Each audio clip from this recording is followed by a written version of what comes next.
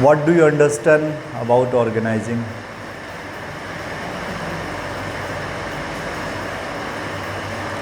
Planning and organizing.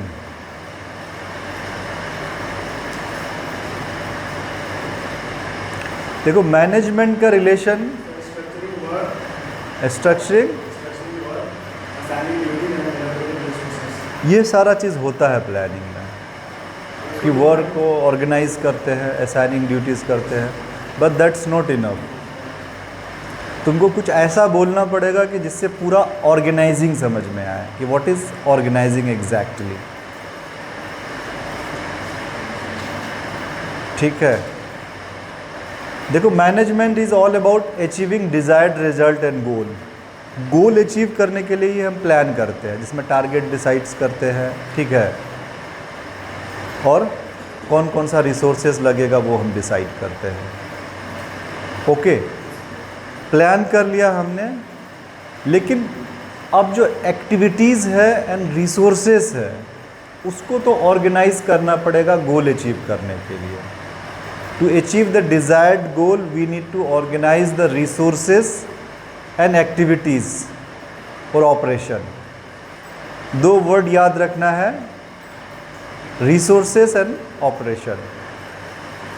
ठीक है, in order to achieve the desired goal, we need to organize the resources and operation.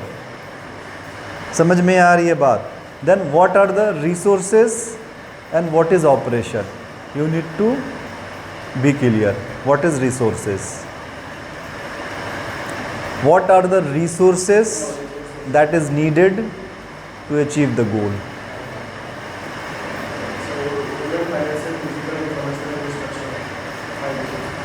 क्या क्या? पहला वाला क्या बोले? हाँ, ह्यूमन, दैट इज, हाँ ठीक है। 5M से रिसोर्सेज को कहते हैं, जैसे man power, 5M, man power, man, machine, material, method, money. ठीक है, तो इसको तो ऑर्गेनाइज करना पड़ेगा। Otherwise alternatively we can say that the human resources and the non human resources. ठीक है, लेकिन जब हम ऑर्गेनाइज करते हैं, सेंट्रल में हमारा ह्यूमन रिसोर्सेज होता है। जब हम ह्यूमन रिसोर्सेज को ऑर्गेनाइज करेंगे तो सारी चीज़ें अपने आप ऑर्गेनाइज हो जाती है। ठीक है, मटेरियल, मशीन्स, जो भी चीज़ें हैं, मनी। अब ह्यूमन रिसोर्सेज को ऑर्गेनाइज करने के लिए हम क्या करते हैं? दो चीज़ तो समझ में आया कि कोई गोल अचीव करने के लिए या तो रिसोर्सेज होगा या कौन कौन से एक्टिविटीज़, कौन कौन से स्टेप्स हमको लेने हैं। लिस्ट, तुमको लिस्ट करना पड़ेगा कौन कौन से एक्टिविटीज़ हमको परफॉर्म करना है टू अचीव द गोल। ठीक है, हमने कहा कि say for example we have a garment factory. ठीक है, गारमेंट फैक्ट्री है तो मतलब गारमेंट मैन्युफैक्चरिंग, हम रेडीमेड गारमेंट मैन्युफैक्चर करते हैं। तो एक्टिविटीज़ उसमें क्या होगा? रॉ मटेरियल प्रोक्योरमेंट होगा, उसके बाद रॉ मटेरियल प्रोक्योरमेंट के बाद उसमें कटिंग होगा, डिज़ाइनिंग हो सकता है, डिज़ाइनिंग के बाद फिर उसको स्टिचिंग होगा, वॉशिंग होगा, एक्सेसरीज़ लगेगा, पैकेजिंग होगा, उसका एक प्रोसेस होगा। उस प्रोसेस को हमको ऑर्गेनाइज करना है। ऑर्गेनाइज मतलब मान के चलो ये हमारा एक्टिविटीज़ है, ऑपरेशन है, we need to organise this process. अब दिस इज़ क्लासरूम। क्लासरूम में कैसे क्लास कंडक्ट होगा फ्रॉम, ठीक है, start to end, we need to organise the process. ठीक है, but in business organisation we need to organise the resources also and the human resources. For that what we need to do, इसके लिए हम क्या करेंगे? Human resources को organise करने के लिए क्या करेंगे? सबसे पहले हाँ प्लानिंग तो करेंगे। प्लानिंग में क्या है ना कि हाँ बोलो, हाँ सबसे पहली चीज़ को हमको गोल को आइडेंटिफाई करना है। प्लानिंग से, फ्रॉम प्लानिंग हमने प्लान कर लिया, from plan we need to identify what are our goals. हाँ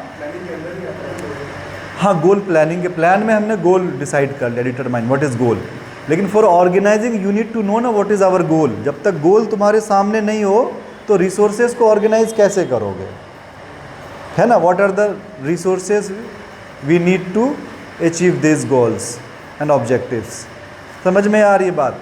तो सबसे फर्स्ट एंड फॉरमोस्ट चीज़ है ऑर्गेनाइजिंग में कि we need to identify, we need to determine our goals, कि हमारा गोल क्या है। Then according to our goals we need to organise the resources.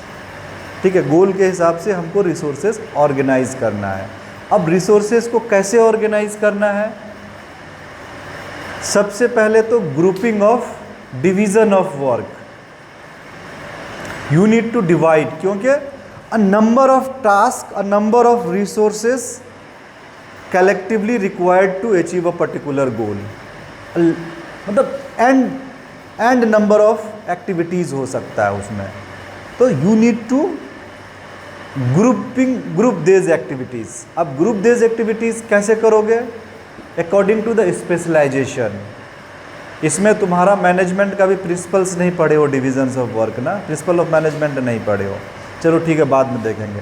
But अब ग्रुपिंग कैसे करेंगे? According to the specialisation. ठीक है, या सॉरी, ग्रुपिंग से पहले डिवीज़न करेंगे, हम काम को डिवाइड करेंगे, अलग अलग कि कौन कौन सा काम है।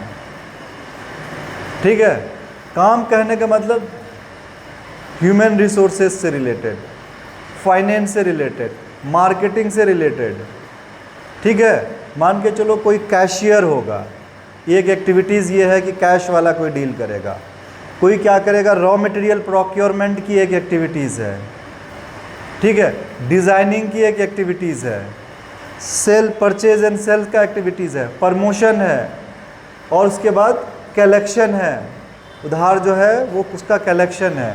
इन सारे एक्टिविटीज़ को अलग अलग हम क्या करेंगे, डिवाइड करेंगे एकदम उसका स्पेशलाइजेशंस के आधार पे।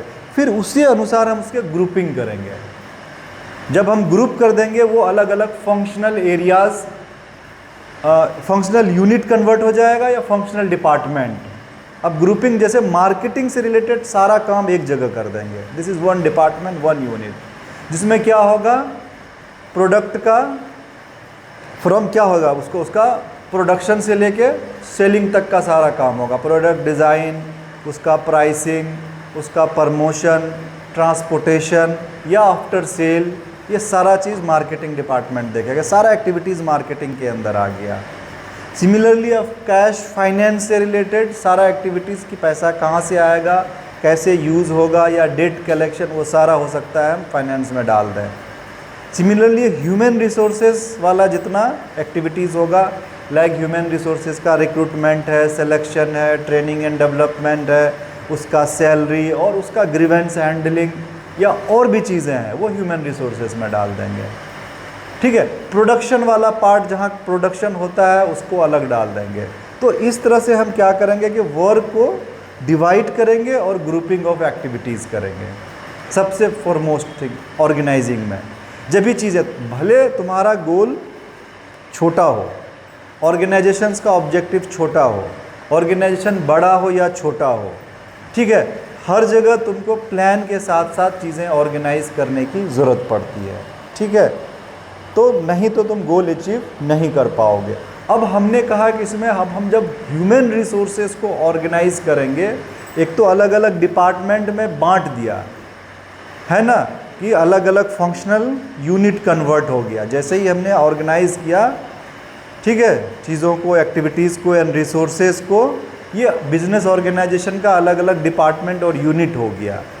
तो इसके बीच अब कम्युनिकेशन कैसे होगा, कम्युनिकेशन रिलेशनशिप भी इस्टेब्लिश करना पड़ेगा। पहला तो तुमको एक्टिविटीज़ हो गया, division of work, grouping of activities, operation and activities what ever. Third one is establishing communication relationship among the employees and between the department। समझ में आ रही बात? जब establishing, कौन किसको कम्युनिकेट करेगा, ठीक है। अब ये कम्युनिकेशन रिलेशनशिप रिलेटेड है कि you need to develop an hierarchy, that is reporting relationship. समझ में आ रही बात? अब रिपोर्टिंग रिलेशनशिप कनेक्टेड है सुपीरियर एंड सबऑर्डिनेट से। समझ में आ रही है? सुपीरियर, कौन ऑर्गेनाइजेशन में सुपीरियर होगा, कौन सबऑर्डिनेट होगा, और किसके अंदर कितना एम्प्लॉय काम करेगा। समझ में आ रही है बात? The rank of the employ from top to bottom you need to decide. Say for example at the top CEO, chairman या CMD, मैनेजिंग डायरेक्टर, ये सब हो सकता है अकॉर्डिंग टू द ऑर्गेनाइजेशन. उसके बाद सी सूट हो सकता है, उसी में वो सारे उसी में आता है. सी सूट बोलते हैं, सी सूट समझ में आ रही बात, जितने भी चीफ होते हैं, CEO, chief executive officer, chief executive officer जो एग्जीक्यूटिव करता है, chief operating officer, chief finance officer, CMO, chief marketing, सबके सामने C लगा हुआ है. तो जितने भी चीफ होंगे, टॉप के बाद जो चेयरमैन के बाद फिर C वाला होगा. फिर उसके बाद हो सकता है जनरल में, डिपेंड्स अपॉन द किस टाइप का स्ट्रक्चर तुम बना रहे हो, कैसे तुम ऑर्गेनाइज कर रहे हो ह्यूमन रिसोर्सेज को. जनरल मैनेजर हो सकता है, मैनेजर हो सकता है अलग अलग डिपार्टमेंट का. फिर तुम्हारा असिस्टेंट मैनेजर हो सकता है, सुपरवाइज़र हो सकता है, फिर उसके नीचे एम्प्लॉय होता है.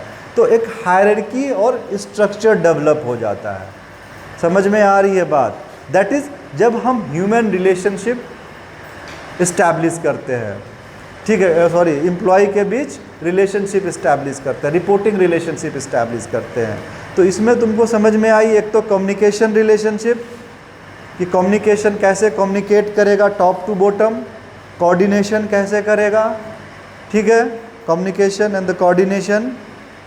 रिपोर्टिंग रिलेशनशिप, कौन किस, रिपोर्टिंग मतलब जूनियर एम्प्लॉय सीनियर को कोई रिपोर्ट करता है. अब रिपोर्ट मतलब एक बॉस के अंदर कितने एम्प्लॉय हैं, मान के चलो हम किसी के अंदर काम कर रहे हैं, किसी के अंडर, तो हम उसको रिपोर्ट करते हैं. डेली का रिपोर्टिंग हमारा उसके पास है. ऐसा नहीं कि, और कोई भी प्रॉब्लम होगा जो हमारा रिपोर्टिंग बॉस है उसको रिपोर्ट करते हैं. तुमसे पूछेगा जब भी तुम कहीं काम करते हो, तो जो लोग बिजनेस में होते हैं, तुम कहोगे I am a manager, I am something, तो कहेगा आप किसको रिपोर्ट करते हैं. तुम बोलोगे जनरल मैनेजर को करते हैं, या डायरेक्ट CMD को करते हैं, या प्रेसिडेंट को करते हैं. तो इससे तुम्हारा स्ट्रक्चर पता चलता है. ठीक हो, अगर तुम हो पता चला कि छोटे लेवल के एम्प्लॉय डायरेक्ट अगर चेयरमैन को रिपोर्ट करते हो, तो इसका मतलब तुम्हारा ऑर्गेनाइजेशन छोटा है या है ही नहीं, उससे पता चल जाता है. समझ में आ रही बात? तो रिपोर्ट, ये सब की वर्ड्स याद रखना है. कोऑर्डिनेशन, कम्युनिकेशन रिलेशनशिप, रैंक, क्योंकि ऑर्गेनाइजिंग में यही होता है, एक हायरार्की डेवलप हो गया. और हम क्या बोले, सुपीरियर सबऑर्डिनेट रिलेशनशिप. एंड इसके बाद स्पेन ऑफ कंट्रोल, एक वर्ड आता है, स्पेन ऑफ कंट्रोल. ठीक है, कितने एम्प्लॉय एक बॉस को रिपोर्ट करता है, एक बॉस का स्पेन ऑफ कंट्रोल कितना है. How many employee report one boss. अगर मैं बॉस हूँ, मेरे पास 10, हमारे अंडर 10 नहीं, यूनिटी ऑफ कमांड होता है वो, स्पेन ऑफ कमांड नहीं होता है. तुम पढ़े हो लेकिन बट ठीक से नहीं पढ़े हो, जैसे होता है ना दिमाग, तो इसलिए कॉन्सेंट्रेट होके पढ़ो. ठीक है, अच्छी बात है, कम से कम याद है चीज़ें, लेकिन बहुत लोगों को ये भी याद नहीं होता है. ठीक है, लेकिन तुम पढ़ो. स्पेन ऑफ कंट्रोल, तो how many employee reporting one boss. वो जो तुम वन से याद आया ना, यूनिटी ऑफ कमांड, एक बॉस, मतलब बॉस एक ही होना चाहिए, डायरेक्शन देने वाला एक ही होना चाहिए. That is principal of management. तो इसमें ये भी डिसाइड करते हैं, जब हम ऑर्गेनाइज करते हैं तो ये भी डिसाइड करते हैं यूनिटी ऑफ कमांड. तो उसको बोलते हैं जब सेंट्रलाइजेशन एंड डिसेंट्रलाइजेशन में उसको रखते हैं. जैसे स्पेन ऑफ कंट्रोल हो गया, स्पेन ऑफ कंट्रोल में हमने क्या किया कि सबको जो बॉस है उसके अंदर जितनी एम्प्लॉय की रिक्वायरमेंट्स हैं उसको हमने दे दिया. अभी देखो फंक्शन नहीं कर रहा, ये सारी चीज़ें हम बना रहे हैं, कागज़ पे ऑर्गेनाइज कर रहे हैं, कैसे होगा. समझ में आ रही है बात? स्पेन ऑफ कंट्रोल के बाद तुम कर सकते हो, कम्युनिकेशन रिलेशनशिप भी इसी में हो गया, तुम्हारा रिपोर्टिंग रिलेशनशिप हो गया, और सेंट्रलाइजेशन एंड डिसेंट्रलाइजेशन. हाँ, रोल्स एंड रिस्पॉन्सिबिलिटी होगा. ये जैसे ये हायरार्की डेवलप किए ना, ग्रुपिंग ऑफ एक्टिविटीज़, एम्प्लॉय को असाइनिंग रोल्स एंड रिस्पॉन्सिबिलिटीज़. ठीक है, सबको बताते हैं कि किसकी क्या रोल्स एंड रिस्पॉन्सिबिलिटी होगी एम्प्लॉय की. ठीक है, ये यही करते हैं. Who will perform what, who will report whom. ठीक है, who will work under which department, ये सारा चीज़ इसमें होता है। ठीक है, सिमिलरली तुम्हारा हो गया सेंट्रलाइजेशन एंड डिसेंट्रलाइजेशन। हम जब ऑर्गेनाइज करते हैं तो हमें ये डिसाइड करना पड़ता है to what extent an organisation should be centralise और डिसेंट्रलाइज। सेंट्रलाइजेशंस का मतलब होता है concentration of the power at top level, समझ गए, कुछ फ्यू हैंड्स पे सिर्फ डिसीजन मेकिंग पावर अगर सिर्फ टॉप लेवल पे हो तो हम कह सकते हैं ऑर्गेनाइजेशन सेंट्रलाइज्ड है, या एकदम एक ही वन मैन शो है तो highly centralise.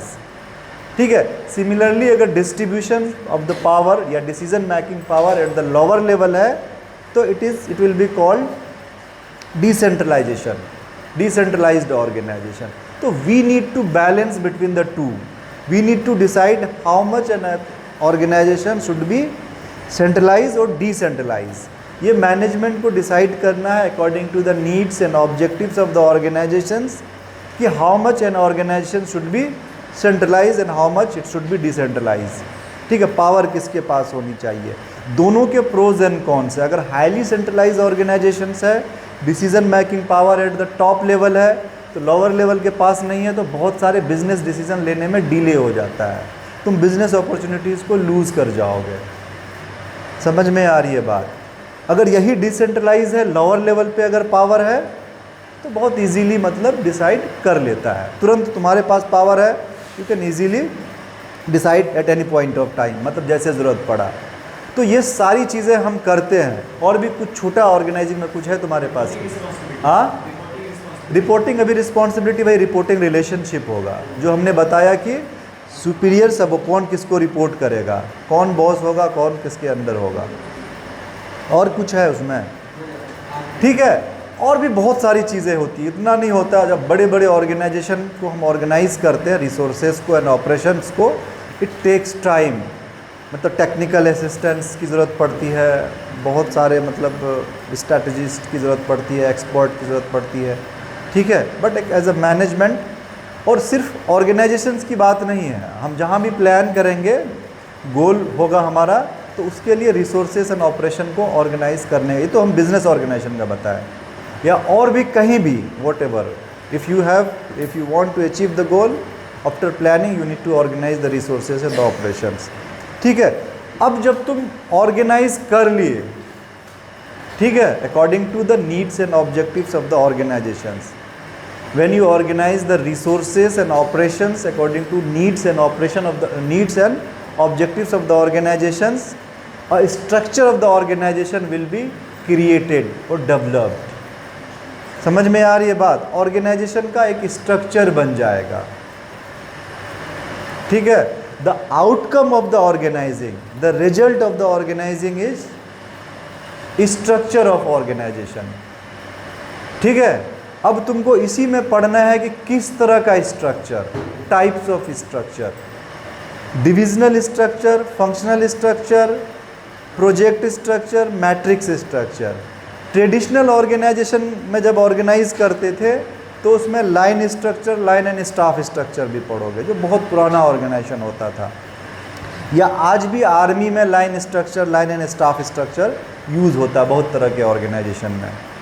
But the more important you need to know about the divisional structure and the functional structure, क्योंकि जब काम को हम फंक्शन के आधार पे डिवाइड करते हैं या ऑर्गेनाइजेशन को स्ट्रक्चर करते हैं, ऑर्गेनाइज करते हैं रिसोर्सेज एंड एक्टिविटीज़ को, तो हमारा फंक्शनल स्ट्रक्चर बनता है। तो ये तुमको पढ़ना है नेक्स्ट सेशन में।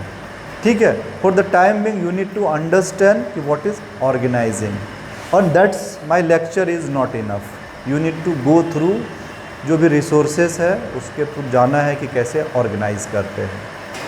ठीक है, और यही लिमिट नहीं रखना है कि सिर्फ बिजनेस ऑर्गेनाइजेशन के तक लिमिट नहीं रखना है, तुमको और भी कोई गोल्स एंड ऑब्जेक्टिव्स हो, डिपेंड्स कि किस तरह का तुम्हारा गोल्स एंड ऑब्जेक्टिव्स है, तो उसके लिए तुम कैसे रिसोर्सेज ऑर्गेनाइज करोगे। Say for example here is your objective is to have a job, your career goal, say for example long term कि I need to find a better job in human resources or marketing or finance, तो this is your goal, तो you need to organise resources and activities ना, कि what are the steps you will take and what are the resources, क्या क्या हो सकता है, कौन कौन से स्टेप्स तुम लोगे।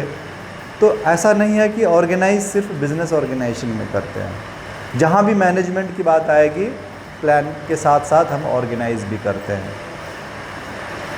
ठीक है, तो इसमें जो हम पढ़ेंगे what is organising, what are the process of the organising and what are the structure of organisation या organisational structure, types of organisational structure. 3 topic हमको पढ़ना है और इम्पोर्टेंस तो सबका पढ़ना है, मोर और लेस सबका इम्पोर्टेंस सेम ही होता है। ठीक है, इसका इम्पोर्टेंस स्टेप्स बोले तो प्रोसेस, ऑर्गेनाइजिंग प्रोसेस एंड क्या बोला मैं अभी, ऑर्गेनाइजेशनल स्ट्रक्चर। ये 3 क्वेश्चन भी आएगा, इससे ज़्यादा कुछ मुझे नहीं लगता है कि पढ़ने की ज़रूरत है ऑर्गेनाइजिंग में तुम लोगों को।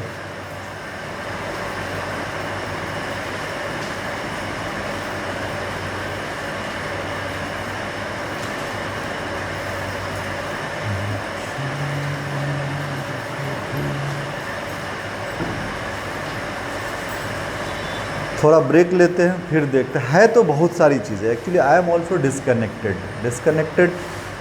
द प्रॉब्लम इज़ कि कितने साल मैंने उससे पहले लिया था लेक्चर, बहुत सारा चीज़ है, बच्चा इंटरेस्टेड नहीं होता है ना। द प्रॉब्लम इज़ कि यू आर नॉट इंटरेस्टेड पढ़ने के लिए। चीज़ें मैनेजमेंट में बहुत सारी है, बट ये तुम्हारा एग्जामिनेशन पॉइंट ऑफ व्यू से ही है और तुमको मैनेजमेंट सीखने के पॉइंट ऑफ व्यू से भी, ऑर्गेनाइजिंग को हमको कैसे सीखना है। ठीक है, और बुक वगैरह का रेफरेंस ले सकते हो, नेट इंटरनेट वगैरह पे मटेरियल होता है, अच्छा क्वालिटी मटेरियल, ये नहीं कि तुमको खुद पता चल जाएगा कौन सा क्वालिटी रिसोर्सेस है।